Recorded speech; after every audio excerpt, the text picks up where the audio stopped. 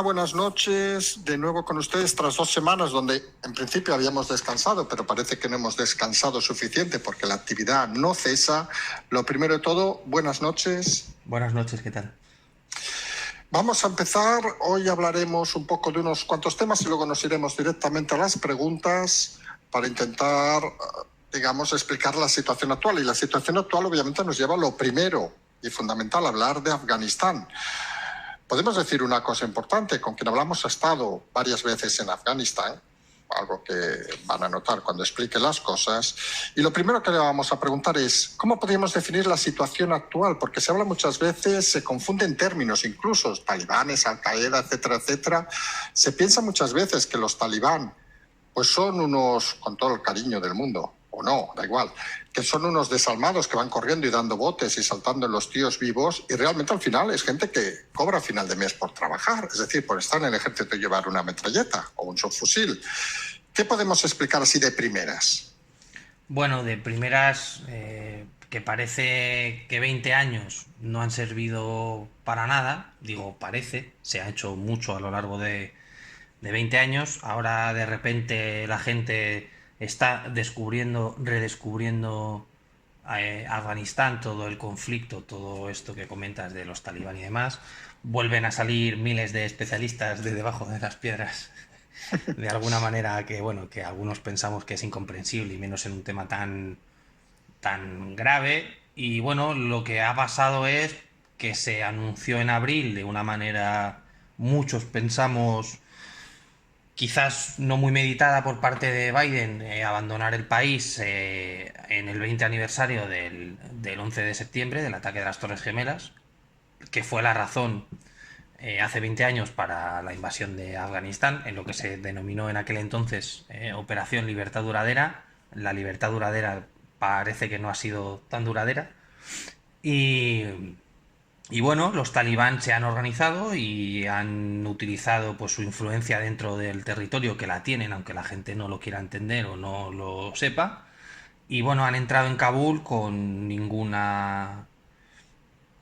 tipo de defensa de parte de nadie. Al final es un país muy distinto al nuestro y lo que tenemos es pues una crisis humanitaria en ciernes, una guerra civil afgana a la vuelta de la esquina y un Estados Unidos dando una imagen pésima, además de la Unión Europea, la OTAN y obviamente pues España en este caso tampoco se ha quedado a la cola de hacer el ridículo en cuanto a la gestión del rescate y todo este tipo de cosas que luego hablaremos.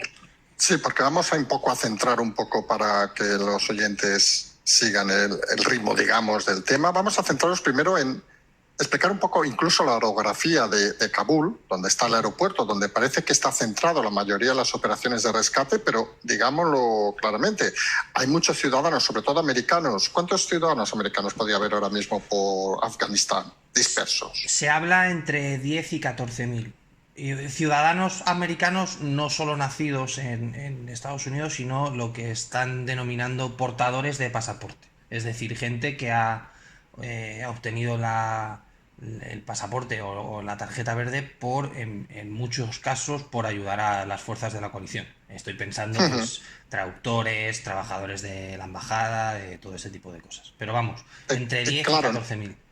y no todo en el aeropuerto, porque la gente tenemos una imagen, o mucha gente tiene una imagen que está todos, la expresión, allí dentro del aeropuerto. Pasado quien conozca Kabul, y confírmame que hay una carretera que da, digamos, la vuelta al aeropuerto, que es la carretera del aeropuerto, se llama. Como Sí, sí. diríamos, tampoco han tenido mucha imaginación en poner los nombres, pero bueno.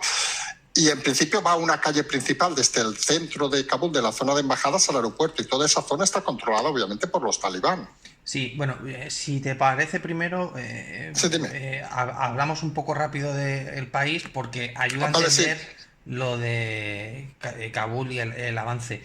La gente por algún motivo, quizá porque son coincidentes en el tiempo, piensa que Afganistán es un desierto como puede ser Irak, pero es un país que a la altura media son casi 2.000 metros. Entonces es una orografía muy muy complicada, con mucha montaña, que eso explica la forma de ser afgana y la problemática entre tribus y la importancia de los talibán en ciertas regiones, porque tienen influencias en según qué pueblos o en según qué regiones, por hacer un símil muy grande, pero creo que ayuda a entender, los talibanes no son una tribu. Podemos decir que es un partido, un grupo político o un grupo con ideales radicales que lo que van haciendo es van seleccionando, van cogiendo a habitantes de la región. Entonces, estamos viendo imágenes donde hay chavales, si se me permite la expresión, que están viendo por primera vez un gimnasio, están comiendo un helado, están saltando en una cama elástica y nos estamos riendo un poco de la situación porque ves las imágenes y no dejas de ver pues como a gente descubriendo el mundo, ¿no? Entonces hay mucha gente, mucho talibán en Kabul que no ha visto tantos coches juntos en su vida, por ejemplo.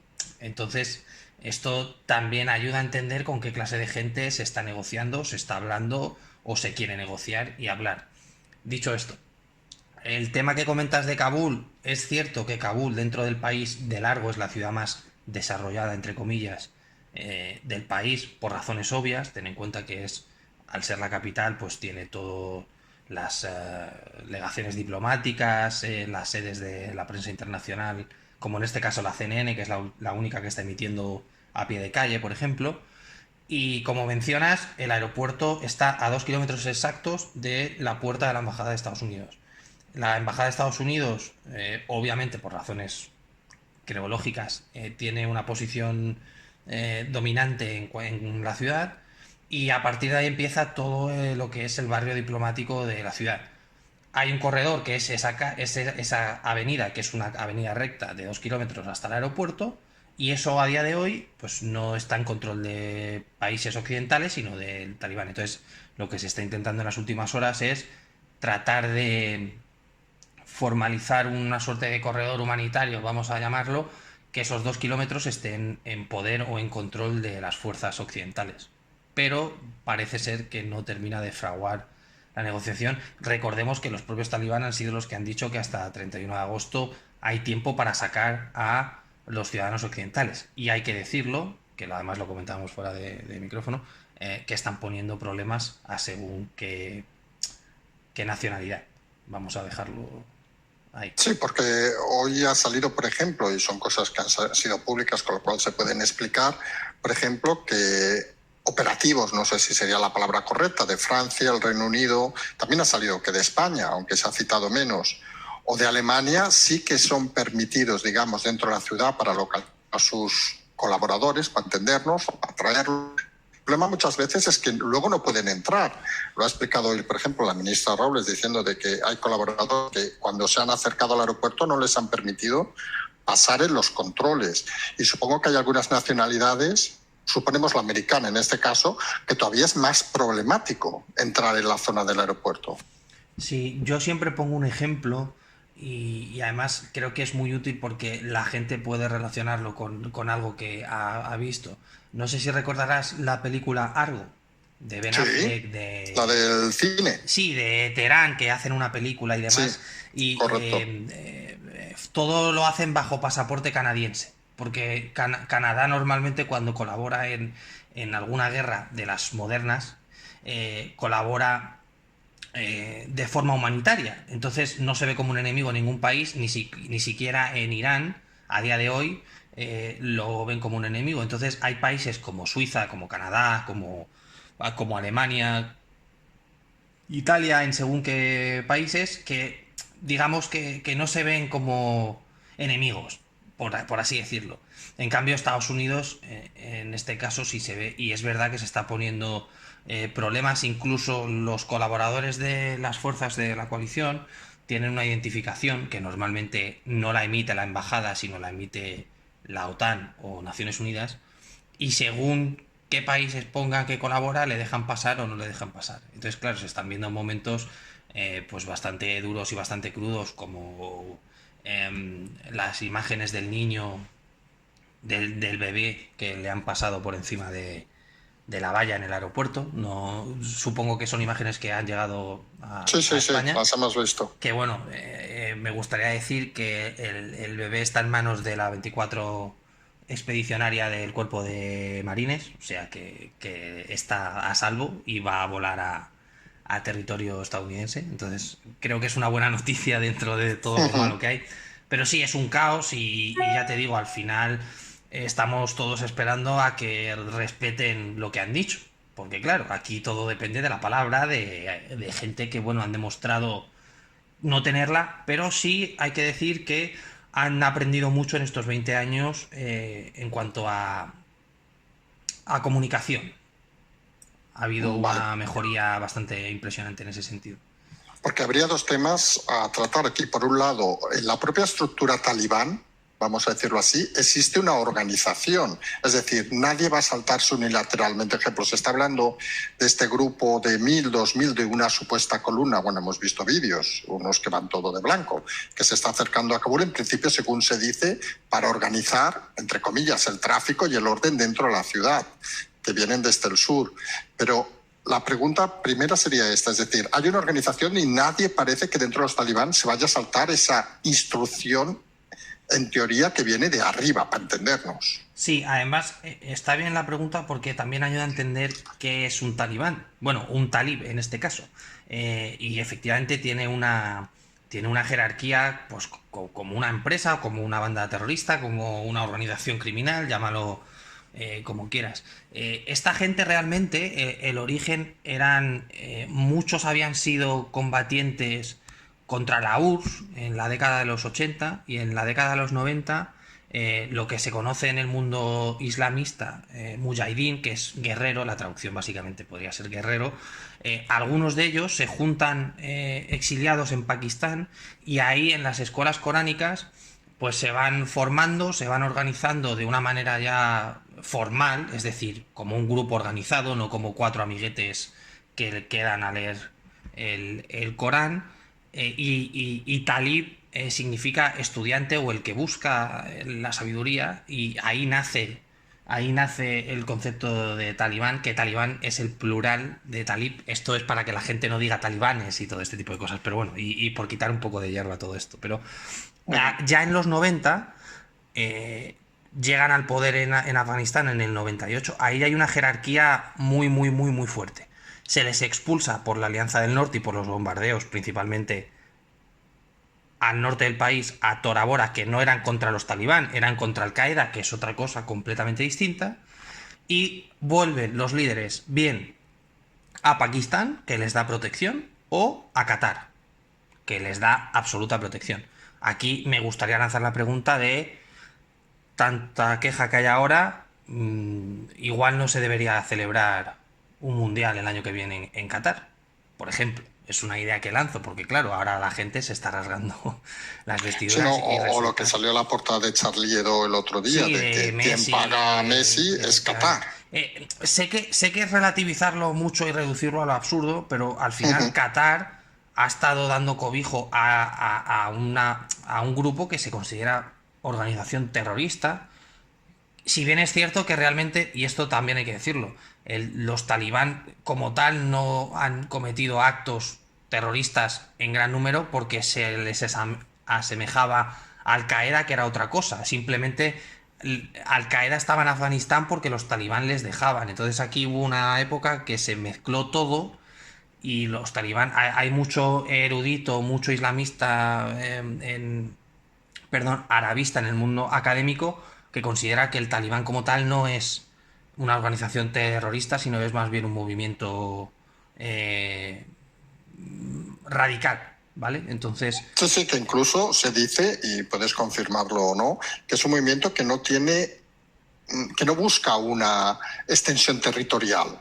no, Quiere no, decir no, que no, no no. busca una expansión como puede ser Al-Qaeda, que busca llegar a Occidente o lo que sea, sino que busca estar, digamos, en su lugar, en Afganistán. No es como el Estado Islámico que quería conseguir lo que fue en su día el califato omeya, que para que la gente lo entienda era desde Asturias hasta Damasco. Primero porque el talibán no tiene país, porque hay gente que es afgana porque se lo han dicho o no saben si han nacido en la frontera de Irán en un lado o en otro. Es así de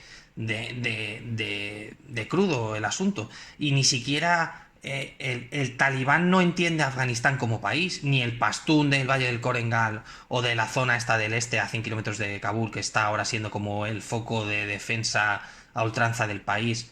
entiende el país como tal. Es decir, lo de la bandera tricolor que se ha puesto tan de moda, que hay mucha gente que hasta hace, ya te digo yo, que hasta hace unas semanas no sabía cómo demonios era la bandera, es gente que se ha servido de la occidentalización que han sufrido porque han colaborado con las fuerzas de coalición y ahora entienden que un país es algo bueno y que a muchos afganos han mejorado su vida y por eso quieren el país que les han dicho que existe, que se llama Afganistán.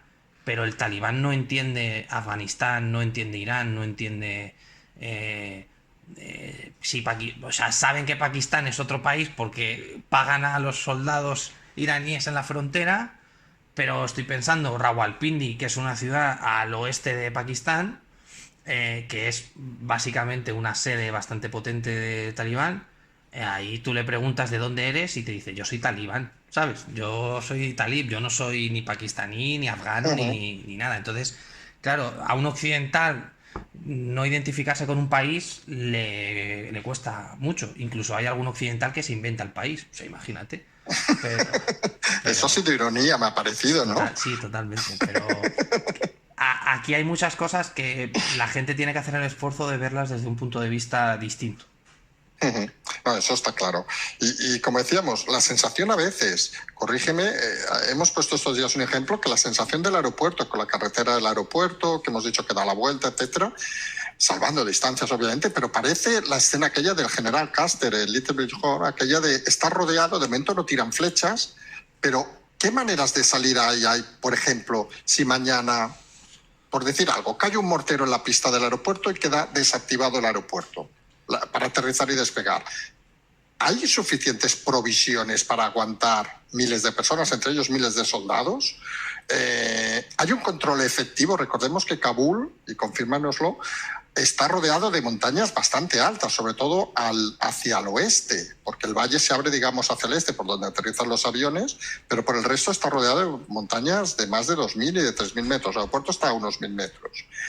La pregunta es, ¿realmente es como el general Custer, rodeados, sin opción de salir, excepto que haya la buena voluntad de momento de los talibán de dejar salir? Porque si dicen mañana que se acaba la buena voluntad, ¿qué expectativas hay? A ver, la situación a día de hoy es... todo el mundo está pendiente de que el régimen talibán respete lo que ha dicho. Hay negociaciones y ha habido negociaciones, en especial con Estados Unidos, y en esas negociaciones Estados Unidos básicamente lo que ha dicho, y lo ha hecho público su jefe de Estado conjunto, que se les ha dicho a los talibán que o lo respetan o que si no, todo el poder del aparato militar norteamericano, estadounidense en este caso, caerá sobre sus cabezas. Y más o menos literal. Te comentaba antes que me recuerda al antiguo secretario de Defensa de Estados Unidos, que alguno conocerá, le llaman el Loco Matis, que era este señor como con muchas ojeras y el pelo blanco. Pues este señor tenía bastantes frases y tenía una que básicamente es el resumen perfecto de lo que está pasando, que es: vengo ante vosotros con los brazos abiertos para negociar, pero como me toquéis los cojones os mato a todos. Entonces, ahora todo depende de que los talibán se comporten. Cumplan. Y si no cumplen, tienes a 6.000 soldados de Estados Unidos más los soldados de los países europeos. Vamos a poner por números 8.000 efectivos más otros 16.000 ciudadanos occidentales como rehenes de facto de gente que básicamente ha jurado que te va a matar. Ojo, los talibán radicales, porque aquí insistimos, ser talibán se ha convertido en ser un trabajo, igual que era un trabajo colaborar con el Estado Islámico. Al final, en Afganistán, para que la gente lo entienda, todo funciona porque te dan una radio o porque te dan un paquete de Marlboro. Es absolutamente triste, pero yo he visto que y lo he visto yo, esto no me lo ha contado nadie, muchas veces para negociar con los jeques de las aldeas se les llevaba tabaco y unas radios de estas que van con una dínamo y se escuchaba la radio que había en Afganistán, que era pues una emisora de cada país y una radio afgana. Entonces, muchas veces la causa talibán se reduce a si tengo para comer, no tengo para comer, si tengo para vivir, no tengo para vivir. Aquí hay que hablar de otra cosa. Claro que hay gente que está dispuesta a dar su vida por la causa, pero hay mucho talibán que yo te puedo asegurar que en el momento que oigan que los tiros vienen hacia ellos, se van. Se, O sea, se cambian de bando. O se sea cambian de que, bando, se quitan la ropa, se quitan la bandana que llevan blanca con la inscripción de Al-Talib y aquí no ha pasado nada y ya está, porque de hecho hay mucha gente que no lo sabe, pero hay gente que estaba con el uniforme del ejército afgano hasta hace 2 semanas y pasaban por el pueblo, pasaban por el destacamento y se cambiaban el uniforme, cogían el mismo fusil con el que estaban y se iban con los talibán. Entonces, que te quiero decir que es todo mucho más complejo de lo que parece y que también hay que decir una cosa. Yo entiendo que la gente esté tensa, pero no el 100% de los talibán no son locos que odian a Occidente y quieren matar y no, yo puedo asegurar, porque además, insisto, lo conozco, que hay muchos que están ahí porque, pues, me vas a permitir la expresión, no tienen sitio donde caerse muertos. ujú.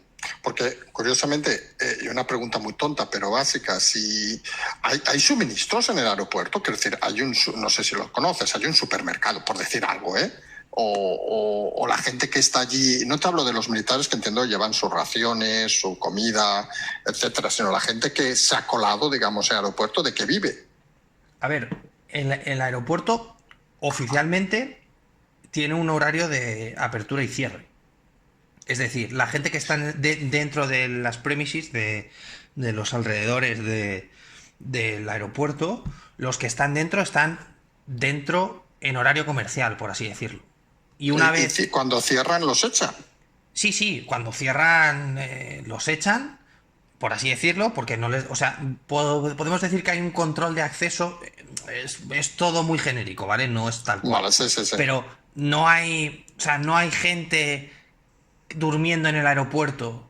Están durmiendo en las cercanías. Y los que están durmiendo dentro tienen alimento por parte de lo que son las fuerzas de la coalición. Pero ya se están viendo imágenes de pillaje en el aeropuerto y en la zona del aeropuerto. Porque claro, hay gente que intenta entrar para salir del país, que ya puedo decir yo que no van a salir del país. Y es así de triste y es así de lamentable, pero es lo que está pasando. Y han visto una máquina de vending, de estas de pues que llegas al Ujú, aeropuerto y te cobran 4 euros por una botella de agua, y las están ujú. reventando para coger lo que sea. Porque claro, aquí también por detrás está el miedo de la población civil a que de repente haya primero un colapso económico, porque gran parte de la actividad de Kabul era con los países aliados, que esto es otra cosa que no se está hablando, pero es así. Y segundo, que haya una guerra civil, porque tú decías, viene una facción talibán a hacerse el control de la policía. En 2 regiones de Afganistán ya hay gente que está plantando cara. Estoy pensando en Ahmed Shah Massoud, que es un señor de la guerra, por así decirlo. El vicepresidente de, el vicepresidente de Afganistán, el primer vicepresidente de Afganistán, que no ha abandonado el país, no como el otro Sí, el que se ha ido individuo que se ha ido con el Ghani. 170 millones, que habría que cogerle y volverle a meter en el país, solo por la deshonra que supone. El vicepresidente ya ha dicho que él va a hacer todo lo posible por reunir a las fuerzas militares que queden y recuperar el país. Es decir, aquí se está vendiendo que han entrado como un paseo por Kabul, como leía hace un par de días, un sinvergüenza decía, además creo que ha sido bastante polémico en España, que los talibán habían entrado sin pegar un solo tiro, que manda cojones, Ujú. con perdón, para decir que no han pegado un solo tiro, pero bueno, eso es otro tema. Ahora viene una guerra intestina entre los pastunes, entre los talibán, entre lo que queda del ejército. Esto se ha vendido como que ya está y que hay que hablar. Burrell el otro día decía que había que hablar y que negociar con los talibán, una serie de cosas increíbles. Y esto está empezando. Los talibán, para que te hagas una idea, tienen la campaña de publicidad que tienen porque hay un fondo de ayuda, y esto juro por Dios que es verdad, hay un fondo de ayuda de 4.500 millones de euros que da Naciones Unidas todos los años al gobierno de Afganistán, sea quien sea. Sí, sí, Entonces, porque aquí aparte hay otra cosa clave. Y, vamos, y supongo que en teoría, y creo que estaremos de acuerdo, a partir del 1 de septiembre, si todo fuera bien y saliera todo el mundo, ¿a quién cojones le va a importar Afganistán, aunque se maten? pues la gente pasará otra vez de ser experta en Afganistán a ser experta en lo Sí, que sí. toque. Y pues los que se dedican a ciertas cosas o nos dedicamos a ciertas cosas, nos seguiremos informando o viviéndolo o preocupándonos. Y la gente, pues, que se va a hacer campaña política con lo de los exiliados afganos, obviamente. Que se va a seguir hablando del tema del burka de la mujer, obviamente. Ahora, pues la gente va a coger lo que le interesa de todo el problema y dirá, pues esto me interesa, esto lo utilizo. Ahora se va a convertir en una herramienta política, pero Afganistán, honestamente, Afganistán ha interesado a los que nos dedicamos a ciertas cosas y ya está. Porque si hiciéramos, y es una pregunta muy estúpida, ¿eh? Pero si hiciéramos un ranking ahora de lugares donde no ir de vacaciones, ya sé que es una pregunta un poco también para relajar un poco el tema, ¿eh? ¿Qué clasificación tendrían el Sahel, Siria y Afganistán? ¿Cuál sería el peor de los tres a día de hoy? Eh, por imposibilidad de llegar Kabul, bueno, a Afganistán. Ah, pero tenemos los regulares, he visto todavía Sí, desde Islamabad, que van pero vacíos, supongo. claro, primero intenta entrar en Islamabad. No, bueno, vale, vale, Claro. perdón. O sea, Sí, eso es otro. por poder ir puedes, pero, o sea, a ver, China ha dicho que va a mantener relaciones diplomáticas, Rusia, pero quiero decir, no creo que ahora nadie en su sano juicio quiera ir a Afganistán, que todo hay que decirlo, es un país dentro de cómo es, pues es bonito, en el sentido geográfico No, del no, por término. la pinta que tiene, no debe ser un país feo, No, como no, o Irán sea, si te tampoco. gusta el senderismo te vas a hartar y es un sitio precioso, pero creo que ahora por razones obvias no sería un buen destino. Yo el Sahel lo desaconsejo absolutamente y en Siria pues eh, es que es un descampado. Al final yo lo digo siempre, Siria era un país precioso, Damasco era un sitio increíble y Siria pues ha quedado, pues eso, es un sitio destartalado, un descampado. Entonces, yo no iría a ningún sitio, sinceramente. Vale, no, no, no lo tomen entonces como recomendaciones de viaje ninguno de los tres lugares.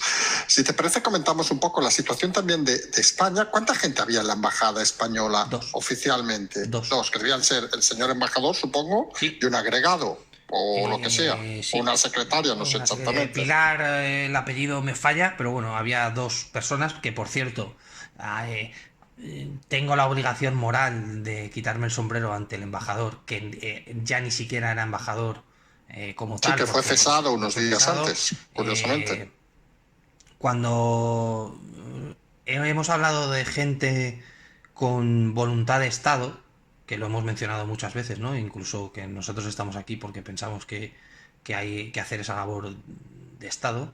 Este hombre se ha quedado allí porque dijo que no se iba hasta que no hubiese solucionado el problema y estuviesen todos los españoles o la gente que había colaborado con los españoles fuera del país. Entonces hay que quitarse el sombrero porque esto es la prueba de que en la administración hay gente competente y hay gente muy muy capaz que pone a España en el sitio que merece, no como están haciendo, por ejemplo, pues estoy pensando en el episodio que se han marcado los holandeses de la embajada que se han ido sin avisar a nadie y todo este tipo de...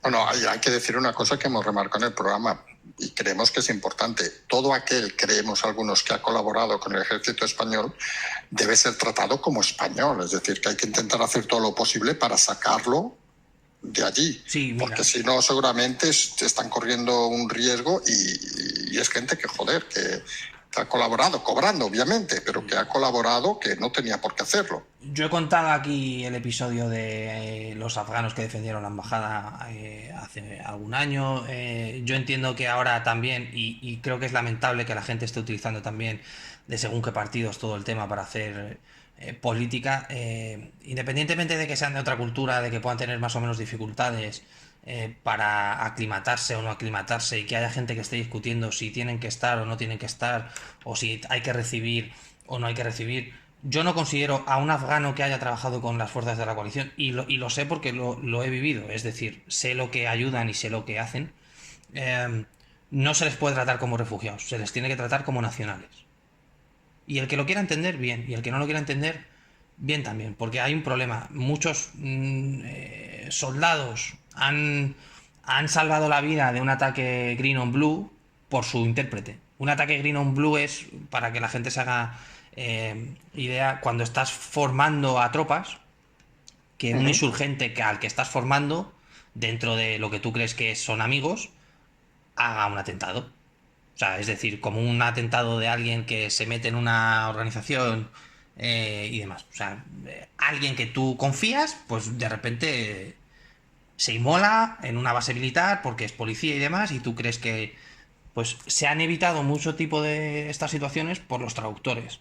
O porque alguien oía algo de la embajada y daba la alarma. No solo para España, estoy pensando en Canadá, en Estados Unidos y demás. Entonces, no podemos tratar a la gente que nos ha ayudado a traer a los chicos y a las chicas a casa sanos y salvos, ya no de España, insisto, de cualquier país del mundo, como refugiados. Hay que tratarles como nacionales, porque han hecho nuestro trabajo un poquito más fácil. Y eso hay que agradecerlo. Y lo que no puede ser es rasgarnos las vestiduras porque las mujeres tienen que llevar el burka, y a los que puedes ayudar intentar separarlos o dividirlos de, bueno, este sí, este no, este quizás. Si te han ayudado y te han ayudado a hacer el trabajo, tienes que tratarles como españoles, como franceses, como alemanes, como... Y ya está. Ujú. De hecho, voy a aprovechar España, que la gente lo sepa, va a ser el hub de distribución de todos los afganos que están siendo enviados a Europa, y todo se va a realizar a través de Torrejón. Es decir, va a ser como el centro de distribución mundial del refugiado afgano que ha colaborado con las fuerzas de coalición. Ujú.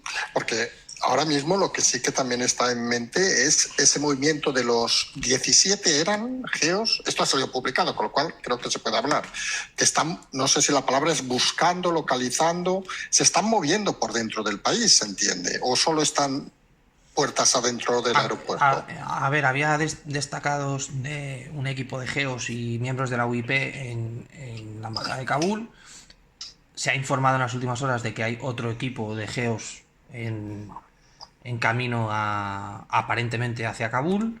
Hay informaciones que se han publicado en España a lo largo del día de hoy de que el CNI y los geos estaban eh, planteando el rescate de españoles fuera de lo que son las eh, instalaciones del aeropuerto.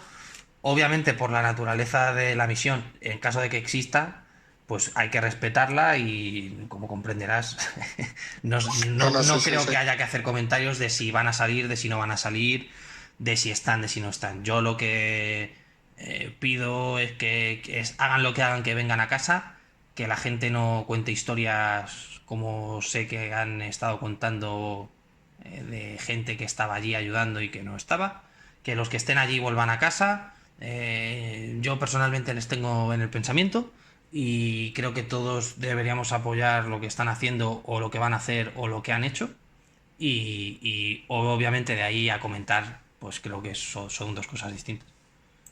Totalmente de acuerdo. Si te parece, si no hay nada más de Afganistán, ¿tienes alguna cosa más a comentar sobre No, bueno, Afganistán? simplemente posiblemente haya algún bombardeo sobre instalaciones determinadas donde almacenen armamento, se está comentando, para evitar ver imágenes de Talibán con armamento de las fuerzas de ocupación, y Ujú. que mañana, sábado, va la presidenta del Consejo, bueno, el presidente del Consejo Europeo y de la Unión Europea a Torrejón Sí, a ver este centro, a este hub internacional de afganos refugiados, que creo porque que es expliquemos importante. una cosa que a lo mejor es muy básica, pero que un poco, una cosa conceptual, a ver si lo explico bien.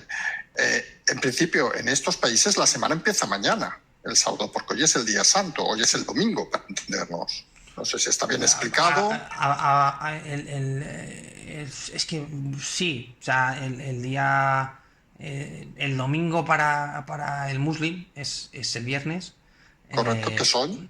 Bueno, hoy no, que ya estamos en sí, sábado, pero bueno, bueno. Sí, para los judíos el sábado y para los que sean católicos el domingo. Aquí no es un tema de que empiece la semana o no. Yo creo que no es contar días hacia adelante, es contar días hacia atrás. Es decir, nadie en Kabul está pensando qué día es, sino cuántos te quedan supuestamente eh, con esa paz. Y te puedo decir que se miden los días de -10, -9, como en la Segunda Guerra Mundial que ponía -5 para el día D, pues Vale. es un poco... No hay Porque nadie que esté pensando en términos generales de, uy, pues estamos a viernes, nada. estamos a lunes, mañana No. fiesta, vale. Y No, voy a aprovechar una cosa muy rápida. Es verdad que el Islam es la religión de facto en Afganistán, pero no es un país musulmán en el sentido como puede ser Arabia Saudita. Es un país tribal donde realmente lo que rige no es el Corán como tal o el Islam, son usos y costumbres de las tribus. Es decir, que aquí también hay que hablar con un poco de cuidado porque ya se está hablando de Estado Islámico de Afganistán y todo esto y no tiene mucho que ver. ujú. Dos cosas rápidas. Una, en teoría, el 31 de agosto, se irán imagínate, que mañana es 31, han salido los que han salido, se repliega todo el mundo y se van en el avión. Mm, O no está planteado qué pasará el 1 en este caso, o la noche del 31 al 1. Bueno, yo te digo, el secretario Austin de Defensa de Estados Unidos ha dicho que no se van a ir hasta que consideren. Es decir, que les da igual que el 31 acabe Vale, el permiso. Otra cosa es que pasan la calle a partir del día 1. Esto es como todo. vale. Al final, Ujú. Se complica. sí, sí. Vale. Porque, y la última que luego hablaremos al final es, la sensación que puede tener la gente allí es más de miedo, de se va a salir, no se va a salir, de indiferencia, de cuenta atrás, como decías, de esto se soluciona rápido, nos vamos a fiar de todos, son caballeros, entre comillas. ¿Hablas de los occidentales? Sí, de los occidentales, sí, entre nosotros. Yo creo que los afganos van a tener un gran problema No, para salir pero del yo país. te digo, los afganos, si eres de Herat o de Jalalabad o de Mm, Kabul, sabes qué está pasando. Si no, ni como el te que ve enteras. llover, pero Mm, literal. El occidental está pensando que me encuentren, si me encuentran que me puedan llevar al aeropuerto como sea. Aquí también habría que hablar, pero ya es desviarse mucho del tema, por qué se dejó caer la base aérea de Bagram en vez de defenderla. Y aquí el occidental, pues ya te digo que está pensando que me saquen de aquí cuanto antes y que respeten, porque en el momento que no se respete, ya te digo, puedes salir a la calle y no volver. Y además se está diciendo en medios internacionales que ya van buscando puerta por puerta a colaboradores. Sin ir más lejos, han matado en las últimas horas al jefe de la policía de la región. Entonces, ujú. claro, tú como occidental ves eso y no dices, bueno, voy a fiarme porque tengo que salir de aquí. Tú dices, no, no, que me saque alguien como sea. Entonces, la gente que está en Kabul, pues estará nerviosa, obviamente. Sí, sí, pero la gente no se piense que eso es parar en la calle, coger un taxi que te lleve a No, la no, no. terminal. Eso no Que va, funciona así. que va, que va. No hay Cabify, ni Uber, ni nada. Vale. Y una pregunta chorra y ya vamos a otro tema. ¿Hay una televisión que funcione en todo Afganistán, por lo que has dicho de la información, o solo se ve como quien dice la tele? No sé si me entiendes la pregunta, ¿eh? Bueno, La región de no sé qué hay una antena que ve la tele, no la no, internacional, la claro. tele de Afganistán. A ver, ¿hay una televisión nacional? Sí. ¿Se ve en todo Afganistán? No. ¿Hay tele en todas las casas? No, pero sí, hay. De hecho, es curioso, pero la primera radio funcional que hubo en Afganistán, digo funcional en cuanto a operatividad, casualmente la establecieron el régimen talibán en el 98. ¿Para qué? Para que te hagas Joder. una idea. Entonces sí, hay radio pública y, bueno, nacional y televisión nacional. Vale. Supongo también debe haber un Farreras por ahí. Sí, bueno, supongo que ahora han sentado a un muftí de estos que ha entrado, que son los que están dando lecciones ahora del Corán y todo esto, que será pues el Ferreras de salvando las distancias, no vaya Sí. a meternos en un lío. En un berenjenal. Pues si te parece, dejamos el tema de Afganistán, pero seguimos en cierta manera. Hablamos antes de las preguntas un poco del tema de España, del tema de las vacaciones de Sánchez, que parece que ni la luz, ni Afganistán, ni las deudas de seguridad social, que luego hablaremos, ni toda la parte económica le han hecho acabar las vacaciones hasta hoy. Es decir, que prácticamente las ha cumplido porque las iba a acabar mañana. Otros líderes europeos, Johnson, Merkel, Macron, cancelaron las vacaciones por el tema de Afganistán. España se preocupa poco de Afganistán, y hablando de este nivel de España, ¿o este gobierno le importa un carajo lo que pase a los españoles y a los que han colaborado con españoles? Mira, la pregunta te la llevas a Afganistán porque lo entiendo, porque la respuesta era en Afganistán. Estoy pensando en, oye, vamos a sacar a nuestra gente de ahí. Pero tú hablabas de la luz, de la seguridad social. Yo creo, mira, y voy a ser directo, si hay una crisis internacional y no te mueves, no tienes ninguna capacidad de seguir gobernando un país. Ya no valen las excusas, lo de la luz es otra cosa que puedes solucionar, es otra cosa más para echarle leña al fuego. Yo creo que no se está dando importancia porque había dos personas en la embajada y los chicos de la policía. Pero vamos a ponernos por un momento en que hubiese 2.000 o 3.000 españoles. No puedes seguir de vacaciones. O sea, no puedes, es inconcebible. Podías estar ocultando tu forma de ser, tu personalidad, lo que fuera, pero un presidente no tiene que estar por encima de sus vacaciones, de su comida, de sus chivas, de lo que sea. Te tienes que coger el avión, te vas a Madrid o te vas a Bruselas, al cuartel de la OTAN. Ya no es ni lo de las alpargatas, que es una forma de desviar la atención estúpida. Yo creo que ya ha demostrado que, sinceramente, no merece, ya no es un tema de que no es un tema de que no nos merezcamos un gobernante así, sino que él no merece poder decir que nos gobierna porque no ha estado a la altura, ya no política, ya incluso personal. Yo creo que como jefe del Estado tienes que estar donde tienes que estar y de vacaciones. Incluso si me dices, mira, se ha cogido el avión y deja a su mujer allí, me parece estupendo, cojonudo, ole tú, pero haz tu trabajo, chico. Ni vacaciones, ni un médico está de guardia o hay corto de personal y va y se le llama y ha ido. O un militar, que mucha gente no lo sabe, ahora que ha sido el 4º aniversario de los atentados de Barcelona y de Cambrils, nadie sabe que el ejército estuvo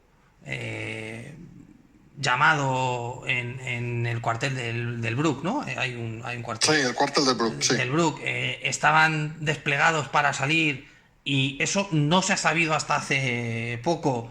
Y a esa gente se la llamó y se la dijo, aquí. Y fueron. Pues eres el presidente. Te tienes que estar donde tienes que estar. Y si no quieres estar, deja de ser presidente. ¿No hay más? Hoy ha dicho una Inocencio Arias, supongo te acuerdas de él. Creo que fue ministro de Asuntos Exteriores, ¿no? Inocencio Arias era cónsul en Los Ángeles. Vale.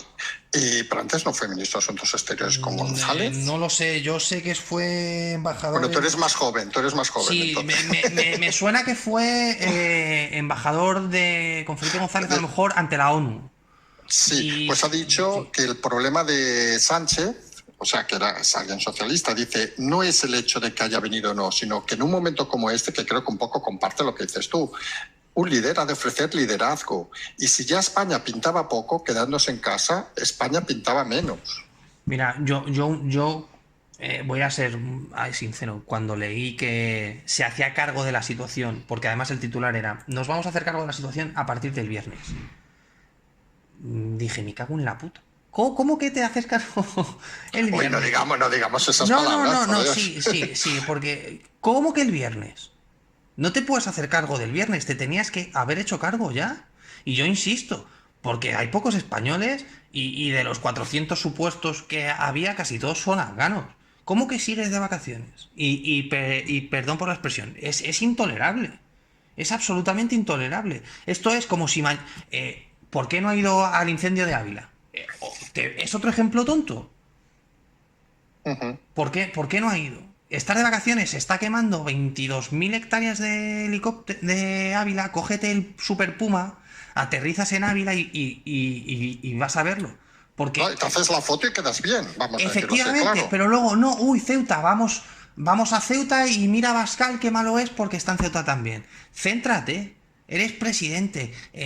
Yo entiendo que se está muy bien en la mareta, lo entiendo, pero chico, eres presidente. ¿Y que no te apetece ir a Ávila por un fuego? Pues te jodes, te coges, haces tu trabajo y ya está. Y hay que liderar. Y insisto, si no quiere, que se retire. Y yo creo que ya está bien de buenismo por parte de la prensa. Y había que estar toda la prensa comiéndoselo. Toda. Ujú.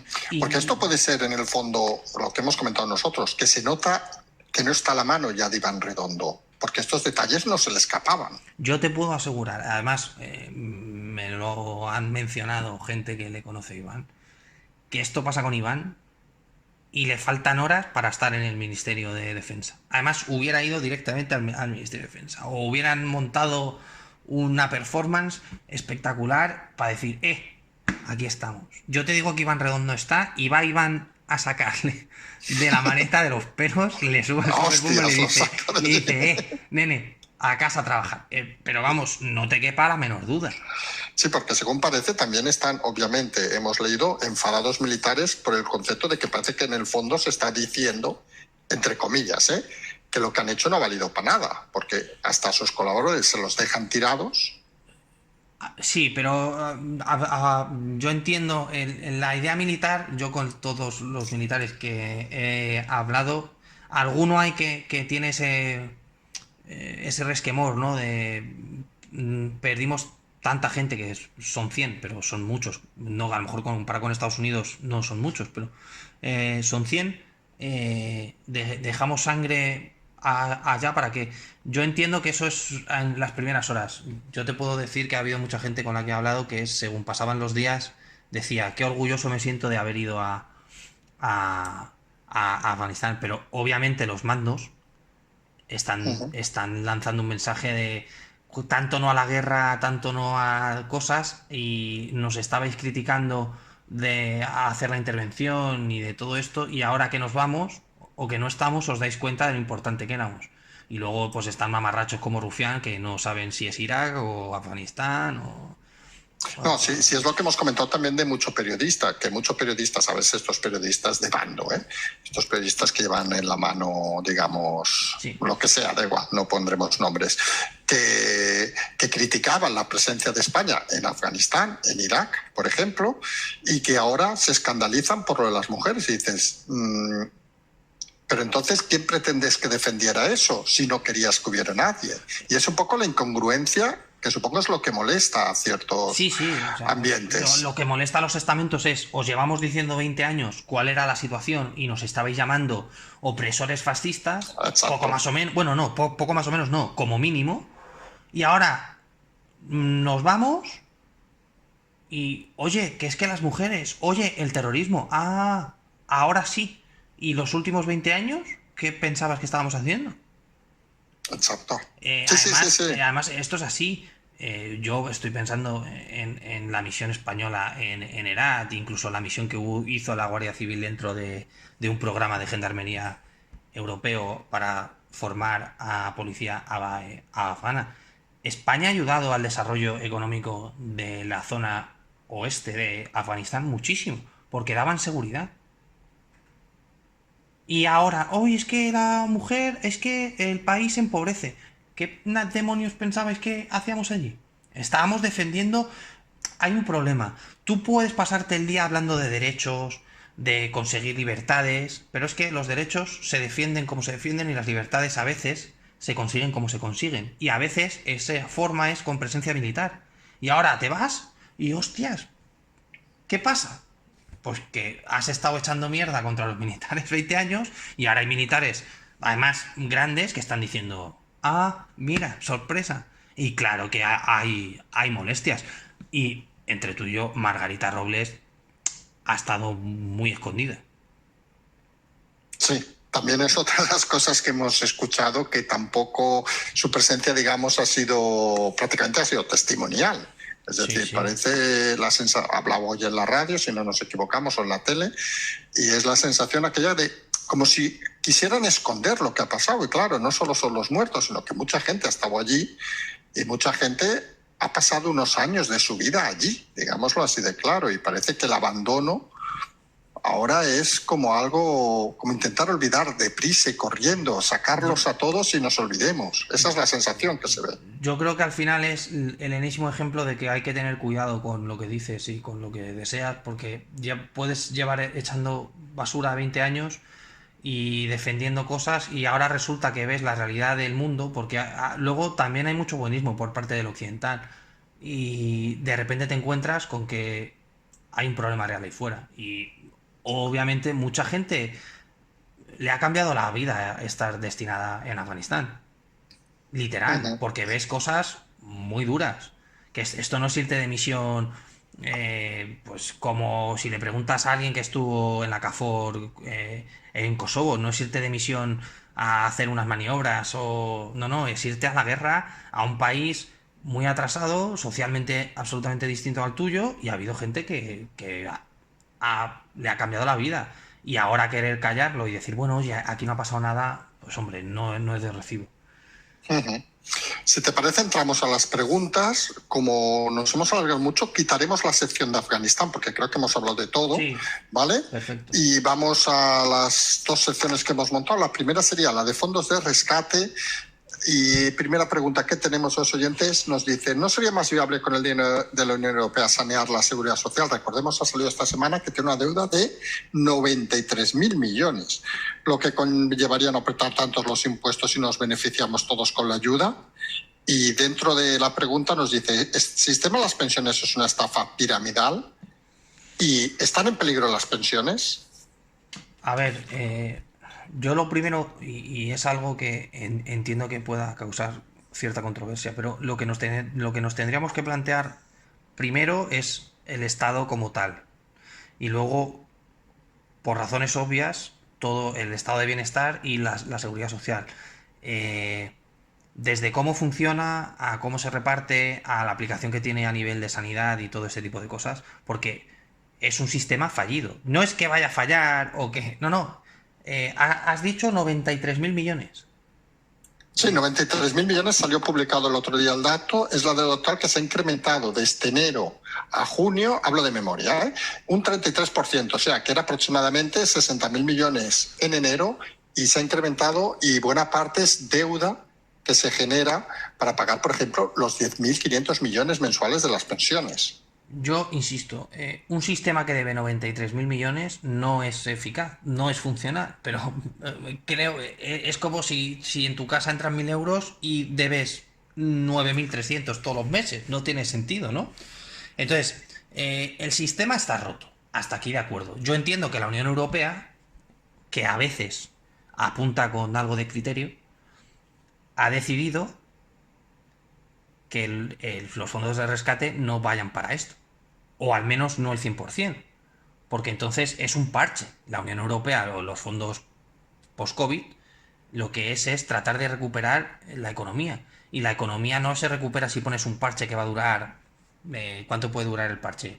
Suponiendo que se pague la deuda. No, pero yo creo que el ejemplo también es las empresas. Si tú vas a un banco y le dices, invento, debo 1.000, por decir algo, y le dices, dame un crédito para pagar una deuda, te dicen que no. Te dan el dinero para fomentar que crezcas más y con ese dinero pagar la deuda. Si no, sería un suicidio económico. La gente todavía, que yo me sorprendo, hay gente a día de hoy que piensa que no se van a tocar los sueldos de los funcionarios. Claro que se van a tocar. Obviamente que se van a tocar.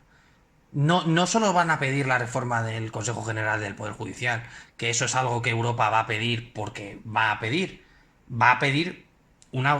que se auditen las cuentas y no podemos tener como país, y ya hablo como país, no podemos tener un Estado tan masivo y va a haber que hacer reformas en los estamentos sociales de este país que van a ser duras porque va a cambiar la idiosincrasia del país, pero se van a tener que hacer porque si no se va a poder pagar pensiones. Y son 10.000 millones al mes. Que no es que sea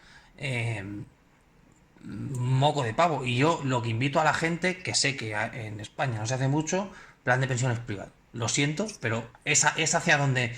Ojo, hay gente que va a decir, no, porque esto es el orden mundial o la Agenda 2030 que nos están diciendo que tengamos que tener fondos privados. No, no, no. Yo lo que estoy diciendo es, si la gente a día de hoy quiere tener pensión asegurada, fondo privado de pensiones. Es hacia donde vamos. Nos Ujú. puede gustar más o nos puede gustar menos. Pero, sinceramente, ¿tú te fiarías de un sistema que debe 93.000 millones creciendo y que tiene que pagar 10.300 millones al mes? Y que encima Hombre, luego, obviamente, no queremos pagar más impuestos porque estamos hasta el cuello de impuestos. No. Bueno, que puedes decirme, pues sí, yo me fío. No creo. no, el detalle tonto, yo creo que lo llevamos insistiendo muchas semanas, es que el gran riego de dinero europeo, el primero que se ha pagado son 9.000 millones y solo este mes ya se han pagado 10.500 de pensiones. Y si la economía ha caído un 10, un 15%, como salen los datos del PIB, pues obviamente no se genera la cantidad de dinero que se generaba antes, solo hay que salir a la calle para verlo. Y parece claro que estamos más cerca de ir hacia atrás que hacia adelante. Que nos preguntan, por cierto, la segunda, enlazamos, Sí. nos dicen si sabemos si hay condiciones o reformas exigidas por la Unión Europea a cambio del dinero. Ya, la enlazamos la pregunta, si te parece. He comentado Consejo General del Poder Judicial, he comentado la reforma del propio sistema de pensiones. No en este primer turno, pero se está hablando de que se va a obligar a un cambio en cuanto a la Administración Central del Estado. Eh, se está negociando o se ha interpelado en numerosas ocasiones, al menos es la información que nos llega de Bruselas, que lo que se va a intentar en este caso es que se haga más pequeño el gobierno, aunque sea a modo de... ¿Cómo puedo decirlo? A modo de imagen. Y aparte de eso, alguna reforma fiscal, pero claro, ¿qué tocas? Porque es que si tocas algo más vas a destruir empleo, porque si subes más el impuesto de sociedades o la salvajada aquella que no sé si recordarás de la cuota de autónomos Sí, los autónomos, sí, sí, que sí, que querían la hacer pagar a multiplicaba esta por gente una burrada. de que si facturabas, ojo, no ganabas 40.000, tenías que pagar 1.000 y pico euros, unas cosas un poco raras. Pero bueno, no sé, yo creo que Europa nos va a apretar muchísimo. Y cuanto antes nos demos cuenta, mejor. Nos siguen preguntando, parece que no hay mucho debate en los partidos políticos sobre las reformas, esto de las pensiones, etcétera. Nos dice si eso podría ser que la oposición estaría informada por el gobierno, no se extrañe que con reuniones de 15 minutos esté informada, y que contaría el gobierno con el acuerdo implícito de la oposición. Que me perdone el oyente, pero yo sí considero que hay debate político en cuanto a todo esto. Es mi opinión y cuando hemos visto la pregunta nos ha sorprendido. Que haya silencio de radio a lo mejor ahora por la época del año, pero vamos, yo he oído a Casado, a Bascal, incluso a Rimadas, quejándose y siendo los primeros que piden reformas fiscales de la administración, todo este tipo de cosas. Entonces, no consideramos que haya a ningún acuerdo implícito. Nos preguntan cómo ve el equipo Zulú la recuperación económica y laboral de España. Una pregunta muy abierta, obviamente. Hay que fomentar el empleo, hay que ayudar a las empresas, hay que ayudar a los autónomos. No se puede permitir que un autónomo pague del orden de 300 euros al mes por trabajar. No puede ser. No puede ser que unas empresas, estoy hablando de pymes, tengan un impuesto de sociedades del 35% o de lo que ahora mismo... El 25. 25, perdón. Te lo digo por experiencia. Sí, sí, bueno, cierto. No puede ser tampoco que el administrador de una sociedad tenga que pagar el 25% de lo que factura y luego se le quite según lo que se lleve hasta un 50% por, bueno, que te voy a contar. Hay que fomentar el empleo, le guste a la izquierda o no. Si me cuesta despedir, no voy a contratarte porque al final me puede suponer cerrar la empresa. Hay que fomentar formación profesional. hay que limitar, y aquí voy a lanzarme a la piscina, pero creo que hay que limitar el número de egresados que pueda haber de ciertas carreras, porque siempre pongo el ejemplo de los abogados. No tiene derecho que salgan cada año 14.000 personas con una licenciatura, con un grado, en este caso, en Derecho. Hay que fomentar la inversión extranjera, tiene que venir gente a invertir. Ahora van a desaparecer las ICAP, que lo que hacen es que se lleven el dinero a otros países. Yo creo que tenemos que empezar a pensar que nos estamos quedando a la cola, no respecto a nosotros mismos, sino respecto a Europa. Y hay que dar un golpe en la mesa y admitir que los tiempos han cambiado y que hay que salir de a lo que estamos acostumbrados. Estoy pensando sindicatos, todo este tipo de los 40 días trabajados al año si te echaban. Todo esto hay que cambiarlo y hay que ser una economía mucho más rápida, que genere, que se invierta en nuevas tecnologías, en formación constante, todo ese tipo de cosas. Sí, una economía al final flexible, Eso es. vamos a decirlo así de claro. Recuperar industria, por ejemplo, todo ese tipo de cosas.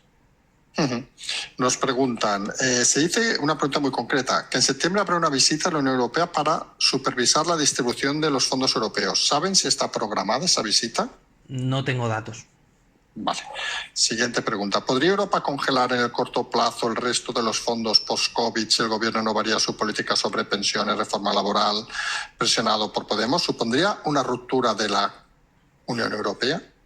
Que Europa puede poner problemas, sí. Cancelarlos, teóricamente ya no, porque se han aceptado en el Parlamento, lo cual parece ser que queda visto para sentencia, en el sentido de que ya se reparten. Podemos va a presionar porque sabe lo que le queda dentro. Y bueno, al final, ya lo hemos dicho aquí en numerosas ocasiones, Podemos ya sabe que está de prestado.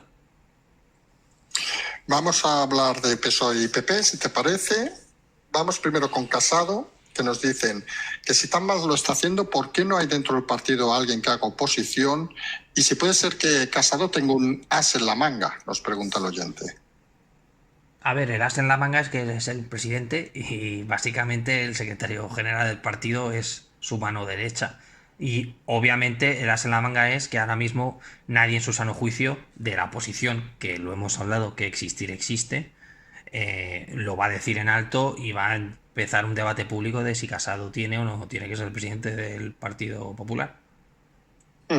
Pues ahora lo mismo sobre Sánchez. Nos dicen, ¿cómo es posible que haciéndolo tan mal tenga casi 100 escaños? Dice, ¿por qué continúa habiendo esos votos? Y nos dicen también que por qué nadie le dice que se está haciendo cosas que pueden llevarle a la cárcel. A ver, lo de las expectativas de los 100 escaños, yo lo de las encuestas me fío cada vez menos y a la vista está de las últimas encuestas que no han acertado mucho y que Tezanos hace ahí magia. Yo considero, y lo hemos estado hablando, que no va a tener unos resultados tan buenos ni de lejos. En cuanto a no le abandona a sus votantes, cuando haya elecciones se verá si le han abandonado o no. No podemos predecir el futuro, ya nos gustaría. Y en cuanto a las supuestas ilegalidades, vamos a hablar correctamente, obviamente tendrá y tiene consejo jurídico por lo que él considera que es actuar bien. Voy a poner un ejemplo muy claro. No está quedando el Estado central con la decisión de dejar en manos de las autonomías todo el tema de los confinamientos y toques de queda, porque la justicia está siendo muy dura con todo este tipo de decisiones. Veas en Cataluña que están levantando, por ejemplo, las prohibiciones de toque de queda y todo este tipo de cosas. Entonces, de esas supuestas ilegalidades, pues en caso de ser tal, llegará el día que tenga que pagar por ello. Si te parece, introducimos estas preguntas, no son trampa en esta ocasión, son hechas con... ¿Se echa de menos a Redondo? Sí, sin duda. Además has puesto el ejemplo perfecto con el tema de Afganistán.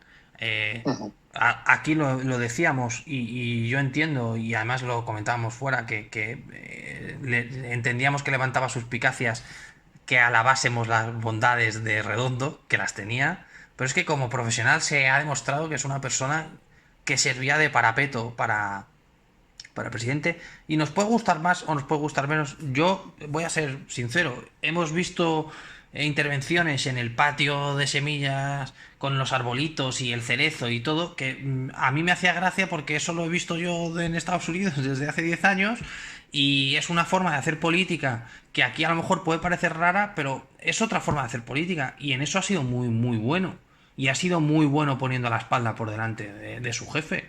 Y ha sido tan bueno que le has echado como le has echado. Porque, bueno, dices, esto ya se nos ha olvidado, pero es que venimos de la traición a Ábalos y de Redondo. Y obviamente ahora hay mucha gente en Moncloa que está diciendo, ¿qué demonios hemos hecho? Bolaños, del que hablamos tanto aquí, ¿tú crees que Bolaños está tranquilo con la decisión? ¿Y tú crees que Bolaños ahora no dirá en qué maldita hora dije hacer? Porque Bolaños ha salido a hablar 3 veces y ha pillado las 3. Le han caído palos por todos los lados. Por todo.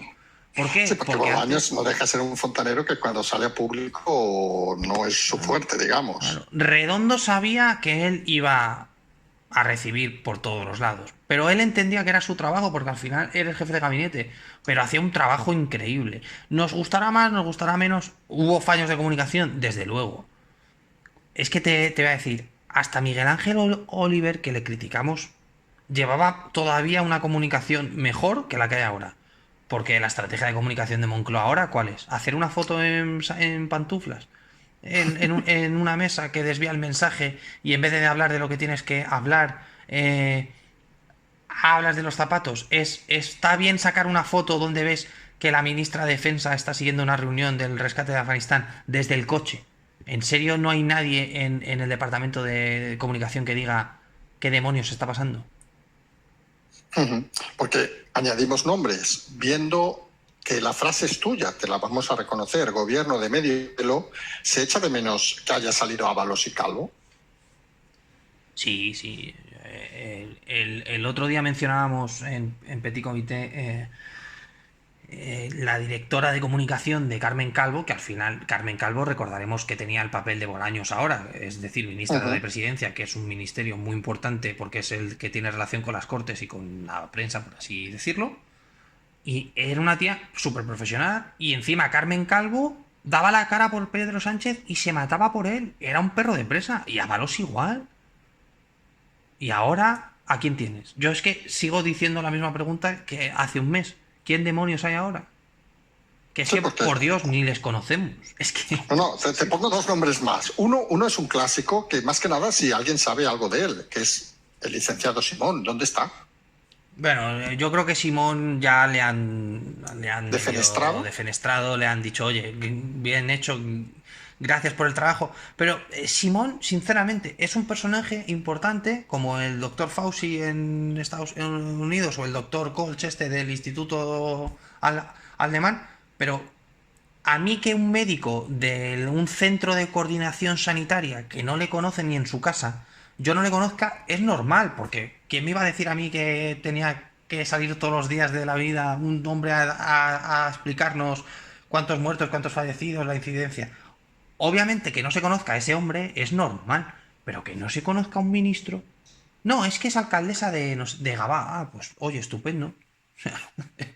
No, porque el último nombre que te digo, y seguimos ahora con las preguntas, es ¿dónde está Isabel Rodríguez?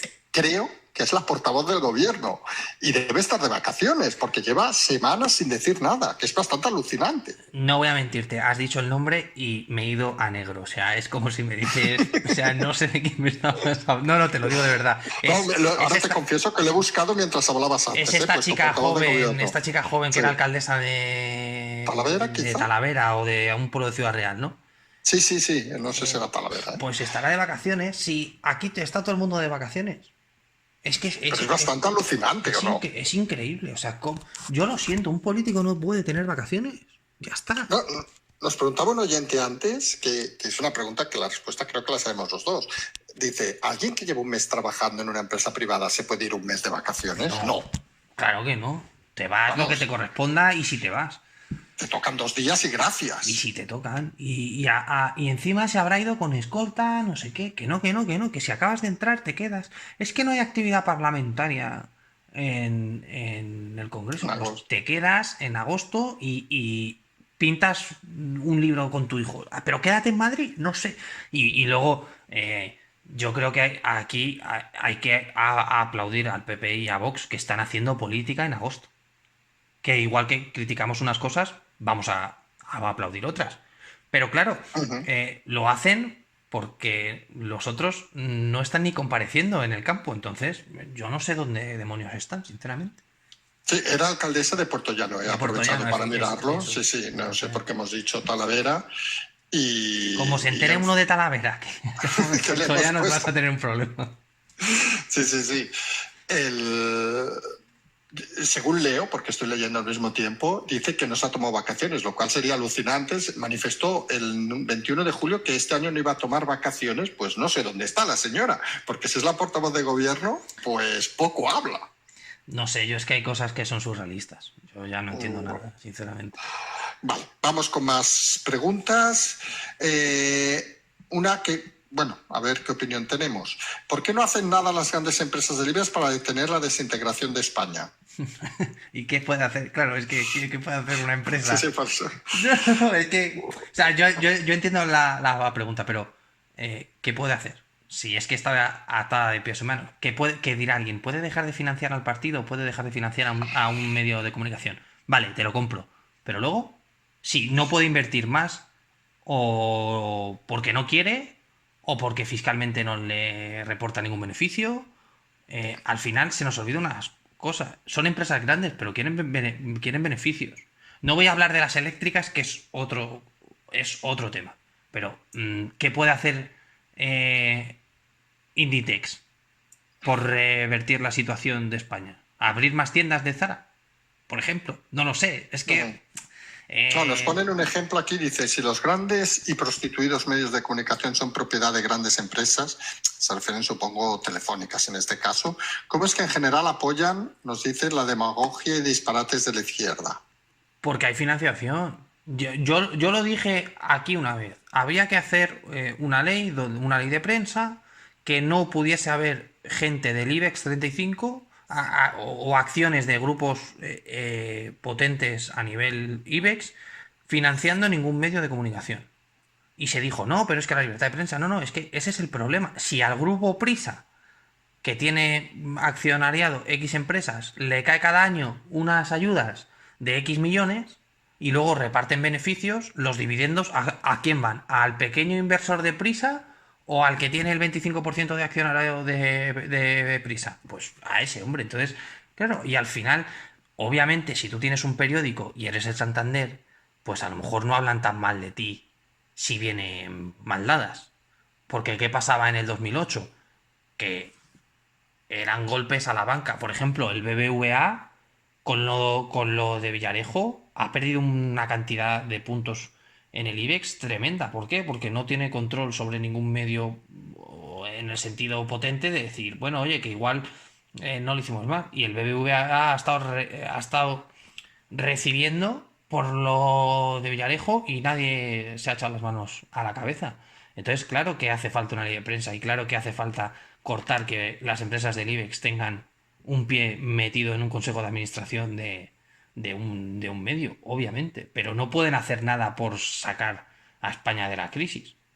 Hombre, estoy pensando subir el sueldo, pero supondría una subida de precios. Entonces, al final, es que creo que tampoco hay mucho margen de maniobra. Nos preguntan dos últimas preguntas de esta sección. Haremos un par de Afganistán que hemos estado leyendo, las finales. Nos dicen, ¿creen ustedes que volverá a ser elegido presidente? Y nos pone, tiene el voto de funcionarios, pone sectarios y aborregados. Bueno, cuidado con tiene el voto, porque, por ejemplo, funcionarios a lo mejor en un mes tienen el 40% menos de sueldo. A mí se me hace muy difícil, y lo hablamos y lo rehablamos y discutimos entre los miembros del equipo, se me hace muy difícil ver, y se nos hace muy difícil ver, perdón, que pueda salir adelante. Ya Ya tendría que haber un arte de Birli Birloque y un encaje de bolillos con todos los partidos políticos del arco parlamentario para que saliese.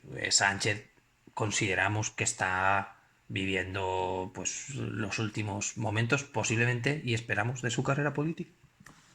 Porque, pregunta tonta, si en unas hipotéticas elecciones perdiera Sánchez, entendemos que no se va a quedar de líder de la oposición porque lo largaría el PSOE los primeros, supongo. Pues recordarás que en el último programa dije que sí era el final.